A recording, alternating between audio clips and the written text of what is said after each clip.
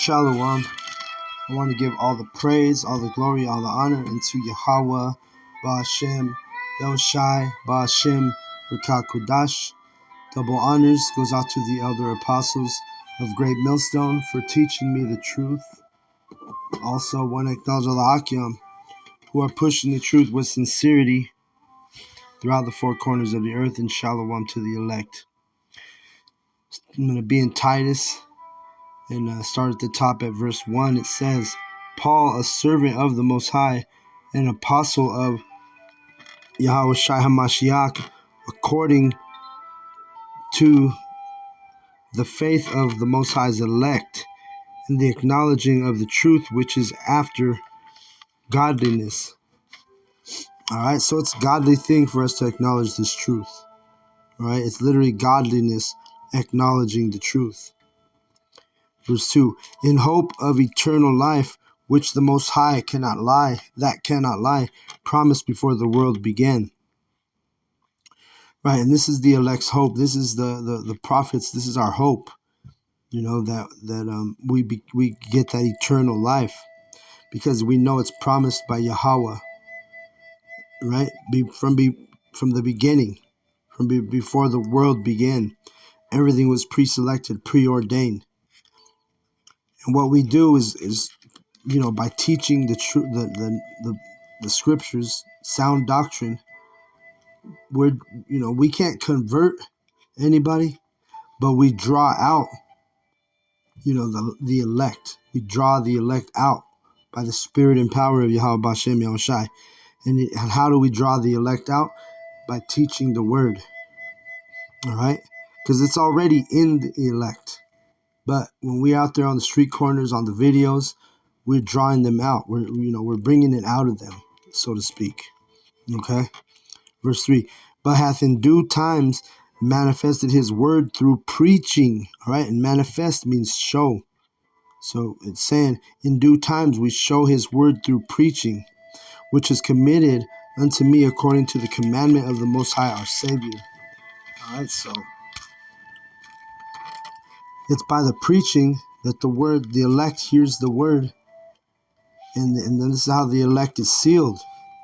Because like I said, it's already in the elect. It just has to be drawn out of somebody, right? Of the elect. It just has to be brought out of them. But it's already in the elect. This truth, this knowledge, the ability to receive, this doctrine, it's already in the elect. And the prophets, all we do is we preach and we show the truth. We show the word by the preaching, and the elect is going to hear it, and it's already in them, so it's going to be drawn out. And this is how we seal the elect through the spirit and power of Yahweh Ba'ashem Yahushai. This is verse 5. For this cause left I thee in Crete, that thou shouldest set in order the things that are wanting and ordain elders. And what are the things that are wanting? It's the elect. The elect wants this truth. The elect seeks this knowledge. All right, and when they come across it, then that's when they're sealed. See? It says, set in order the things that are wanting and ordain elders in every city as I had appointed thee. So that's what Yahweh Ba'ashem Yahushai did through the Spirit. The elders are set up in every single city, And we have a young camp out here in Denver, everyone, under 10 years in the truth. So we're not necessarily elders, but in comparison to, everybody around us here in this region, we would be the elders, you see? Because what is, let me see. Because, we've been given the knowledge first, right?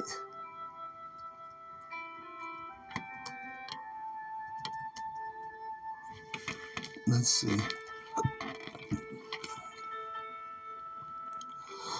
Let's get to Jeremiah 35 and 15.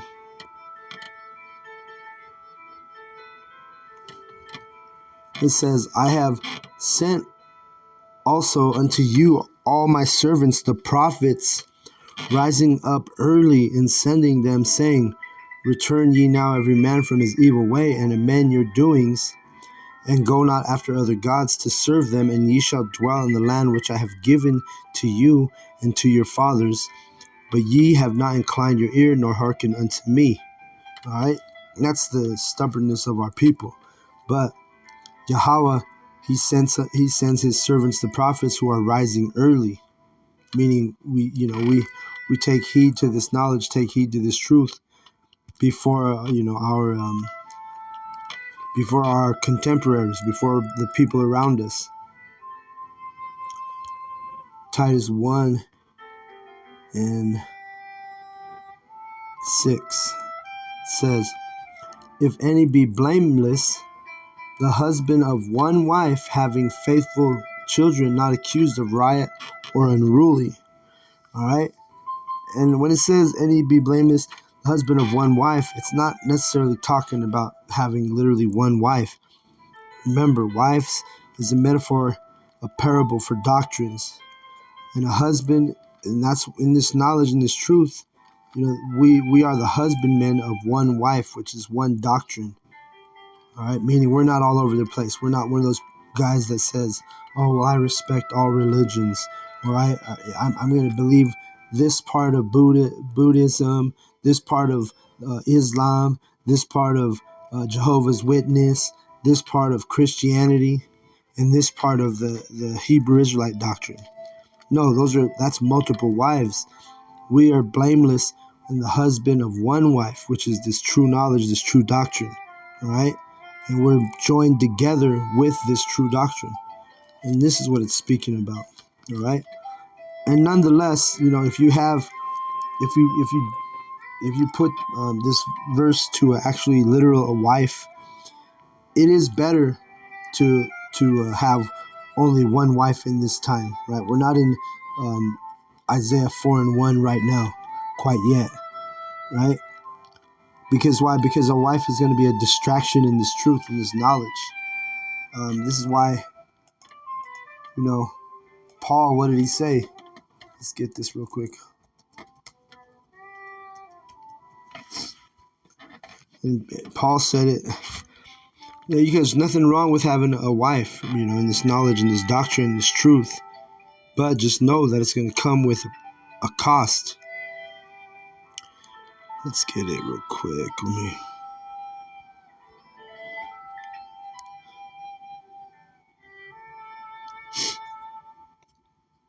It says, well, let's see. I'll start at 27. 1 Corinthians 7:27. Art thou bound unto a wife? Seek not to be loosed. Art thou loosed from a wife? Seek not a wife. All right. So Paul said, hey, if you have a wife, don't look to get rid of her. But if you don't have a wife, don't look for a wife. Why? It says verse 28. And if thou marry, thou hast not sinned. And if a virgin marry, she hath not sinned. Nevertheless, such shall have trouble in the flesh, but I spare you. But this I say, brethren, that time is short. It remaineth that both they that have wives be as though they had none. See? So what Paul's saying is let it be. If you have a wife, then you don't need to divorce her because you're in the truth. But if you don't have a wife, he says it's better because you're going to have trouble in the flesh. You're going to have distractions. You're going to have, and brothers who have women in this knowledge. I used to have a woman while I was teaching and pushing this doctrine. And brothers anyone who's joined together with a woman, what that trouble in the flesh is speaking about. He's like, but I spare you. He's like, it's better. Basically, what Paul's saying is better. It's ideal to not have a wife while we're in this doctrine, right? Because Isaiah 4:1 is we're not in that time quite yet. These women are not humbled. So when the women get humbled, then this is going to be feasible to have multiple women, right? Isaiah 4:1. when the women get, and you go to you go to Isaiah 3. And you know, this is, I'll read the last verse because it talks about the women being humbled. It says, "In her gates shall lament and mourn, and she being desolate shall sit upon the ground." Meaning the woman will be humbled because of all because of what we're coming into. Jacob's trouble is going to humble these women, going to put fear in this women. The fear of Yahweh Bashem Yahushai is going to be in the women, but right now it's not in them. Right? They're on the social media. You know, they're on TikTok showing off their camel toe. I mean, it's ridiculous the level of power that these women have right now in Babylon. But when they start to lament and mourn and be desolate and sitting upon the ground, then you go right to Isaiah 4, and then you can have, you know, the multiple women, because they're going to be humbled, right? You can't have a woman or multiple women who's not humbled, right? They're going to be bitching and moaning, bickering, you know, about their adversary, which their adversary are the other women, right? And that word adversary means competition.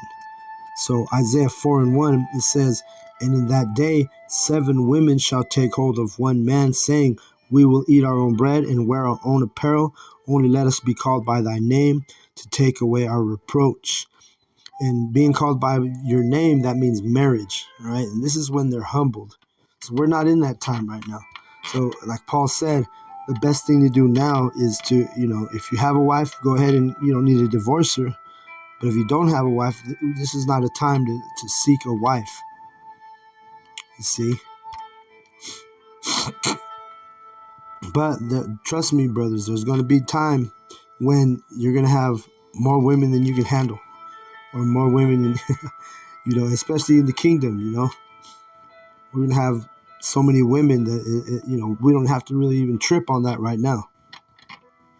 You don't have to worry about it. Let's see. So Titus 1 and 7. It says, "For a bishop must be blameless as the steward of the Most High, not self-willed." Let me look up that word steward. I've looked it up in the past, but a steward of the Most High. So a steward of the Most High. So you're basically, it says, all right, so it says a person who looks after the passengers on a ship, aircraft, or train and brings them meals. Or it says a person who supervises arrangements or keep order, or to manage or look after. You see, this is a steward. We are stewards of the Most High. So we're keeping things in order on behalf of the Most High. That's what the bishop, the prophets do. All right? Not self-willed, meaning you're not all about yourself. You're looking out for the brotherhood. Not soon to anger. You know how to control your spirit. Not given to wine, meaning you're not going to be a drunkard. Or, like I said, the parabolic message is, you're not giving into all these false doctrines. It's only one doctrine. No striker, not given to filthy lucre. Right? Meaning you're not doing this for money. Verse 8. "But a lover of hospitality, a lover of good men, sober, just, holy, temperate." See? And to love the good men, that means, you love the body, you love you love the righteous, you love, feeding the flock. It's not talking about, these perverts, these homosexuals. They'll turn that into some type of homosexual thing, but that ain't what it is. All right. And these devils, they do that shit. I saw this gay prophet on TikTok talking about, the story of Jonathan and King David, and he was trying to make them sound to be homosexuals, because that's what they like to do. They like to pervert the doctrine, which this is not what it's talking about. Verse 9, "Holding fast the faithful word as he has been taught, that he may be able by sound doctrine both to exhort and to convince gainsayers." right? Because when you have this, when you're on point, when your sword is sharp, and you're teaching sound doctrine, you can exhort and convince gainsayers. And gainsayers, let me get that up real quick.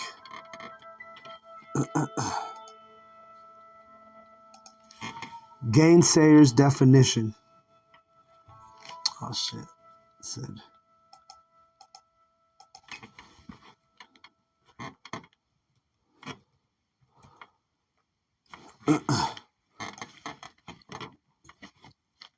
I've looked this up also. Okay, gainsayer, it says one who contradicts or denies what is alleged, or an opposer, a person who is a gainsayer, disagreeable person. All right. So when you have this, when you have your doctrine on point, when you're diligent and you study and you're constantly looking up your words, just like I'm doing right now, then you're going to be able to, a person who's disagreeable, they're not going to be able to come against the doctrine, because why? You have that solid foundation. You have that, you're showing them by the preaching, by the sound doctrine, pulling out the right scriptures, giving the correct understanding. You see? You convince somebody who's in opposition against this knowledge, against this truth. And that's something to be said about that. Because why? Because you're prepared. Like my last lesson said, always be prepared to have an answer for men. All right? And this is what the bishop, the prophet, the teacher is going to be able to do. Because why? Because you have the Spirit working with you. For there are many unruly and vain talkers and deceivers, especially they of the circumcision. You see that? So there's all kind of people who are talking nonsense, deceiving our people, unruly, teaching unsound doctrine, right? But guess what? It says especially they of the circumcision, meaning especially the ones of Israel. Because who's the circumcision belong to? It belongs to Israel. That's a covenant that was made between the Most High and Israel. So it's our own people that are going to come out here and deceive and talk vain and teach unsound doctrine. And it says here in 11, whose mouths must be stopped, who subvert whole houses, teaching things which they ought not, for filthy lucre's sake. Right? You got guys like Bishop Nathaniel, who made this an enterprise. He's capitalized financially on the doctrine. You see, and it says whose mouths must be stopped, and who's going to stop their mouths? It's going to be Yahweh B'Shem Yahushai, who put a stop to their mouths. And we can't wait for this to happen. We can't wait for the true doctrine to we can't wait for the Yahweh B'Shem Yahushai to visit the earth and set up righteousness, and shut up all the people of our own people who are leading people astray, and not to mention the heathen. We want the heathen to be demolished, annihilated, destroyed, so that none of this false, vain, unruly talkers are thriving anymore. You see? Verse 12. One of themselves, even a prophet of their own, said, the Christians are always liars, evil beasts, slow bellies. Right, and they be talking shit about each other. Right? Oh, and they definitely talk shit about the true men of Yahweh B'Shem Yahushai. Just like the Christians were talking shit. Hey, how much more Babylonians, the modern Babylonians, they talk shit about GMS. The other Hebrew Israelite camps talk shit about GMS. Matter of fact, I was just watching a lesson this morning with Elder Apostle Gabar, and he was going in, I believe it was Sakari, was talking shit about, the GMS members that got booted out of the congregation. I think it was last week or a couple weeks ago, out of Boston. And, Sakari was taking this as an opportunity to talk shit about the elders, saying it was the elders' fault that these men in Boston were bringing out unsound doctrine. But no, it's not the elders' fault. It's the it was it was those Boston men had to take, if you're in GMS and you start teaching things that are not according to the scripture, it's not on the elders. It's on those particular members. You see, because the elders, they're not in every city. They're not in every city. It's impossible for them to know the state of the flock, all the flock. That's why they got elders set up in every city, like we read earlier. You see, because the elders of each camp, the camp leaders, they're the ones who should know the state of the flock, right? Let's get that real quick.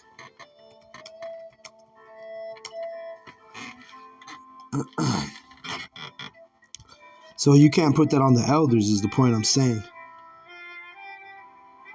It's impossible for Elder Apostle Tahar, Elder Apostle Gabar, to know every single detail and every single action that the body does.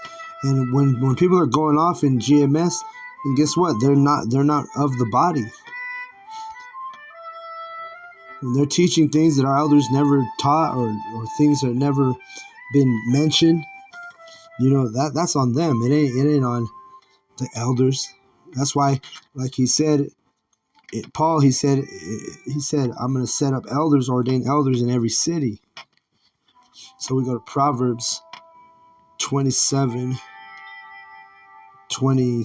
It says, and it's at the top of your screen, 23, be thou diligent to know the state of thy flocks, and look well to thy herds. All right. So yes, each camp leader should be diligent and know the state of the flock, right? If a brother's going off, if a brother's gotten some problems, and he's not, he's not examining himself daily, he doesn't have, he's doing some wicked ass shit, you as a camp elder, camp leader, you should know the state of your flocks. This is not going to fall on the main elders, in New York. That's why we set up elders in every city, just like in the times of Titus. Let me grab that again since I keep saying it. Titus 1:5, it says, for this cause left I thee in Crete, that thou shouldest set in order the things that are wanting, and ordain elders in every city as I appointed thee. Right. Verse 12. I'm going to jump down to verse 12. One of themselves, even a let me see. I read that. I'm on 13. 13, it says, this witness is true, wherefore rebuke them sharply, that they may be sound in the faith. Exactly. That's why there's elders, there's camp leaders in every group. Why? Because if somebody's going off, then they need to be rebuked sharply, meaning rebuked right away, so that you can keep sound doctrine. You want to be sound in the faith. You can't be teaching stuff that's not true, or teaching stuff that's not of the doctrine. You got to nip that in the bud. And in some cases, you might have to be booted out the congregation. You see? Verse 14, not giving heed to Jewish fables and commandments of men that turn from the truth. Right, so you're not going to be taking, there's no doctrine of men in GMS. We don't go off of, the doctrine of men. No, this is the doctrine of Yahweh B'Shem Yahushai. All right? And obviously no Jewish fables, which when I read this part of the verse, it makes me think about, this would be like if somebody in GMS started teaching that that Eve was actually talking to an actual snake in the garden, which that's a fable. Because when you go into that definition of a fable, it says a short story typically with animals as characters conveying a moral, right, or a parable, right, or a fictitious tale with dealing with animals, right? When we know that that serpent, it wasn't an actual serpent, but it was a so-called white man. It was an Edomite, not giving heed to Jewish fables and the commandments of men that turn from the truth, right? So that's why you got to know the state of your flocks, because if you know the state of your flocks, you know your men are going to be teaching sound doctrine. You know the men are going to be teaching correctly, teaching, set up by Yahweh Bashem Yahushai and not set up by men. All right? Because there's a big difference. Verse 15. Unto the pure, all things are pure, but unto them that are defiled and unbelieving is nothing pure, but even their mind and conscience is defiled. See that? And pure, we always tell you this doctrine has to be pure. There can't be no blemishes in our doctrine, because the minute we go off and teaching the wrong things, the minute we do that, we become false prophets. So that's why, again, it's so important to know the state of the flocks, right? It's important to set up elders in every city, right? It says, but even their mind and conscience is defiled. This is to the wicked, to the unbelieving, right? You want to go about your own way? You want to start teaching your own doctrine? And guess what? You're defiling yourself. You don't want to go by what's been taught or what's been acknowledged as true knowledge by starting out with the elders of GMS. Then you're going to be defiling yourself by teaching unsound doctrine. Verse 16. They profess that they know the Most High, but in works they deny him, being abominable and disobedient, and unto every good work reprobate. Right. Like those dudes from Boston, they were denying Yahweh Bashem Yahushai, and they were, that's why it said in the beginning of the lesson, when you're set up in this as a bishop, being blameless, like you don't want to ever cause blame to the ministry, right? You don't want to make the ministry look bad, doing something stupid, and then all of a sudden, you're making the ministry look bad. You're making the camp look bad, right? Let me get that.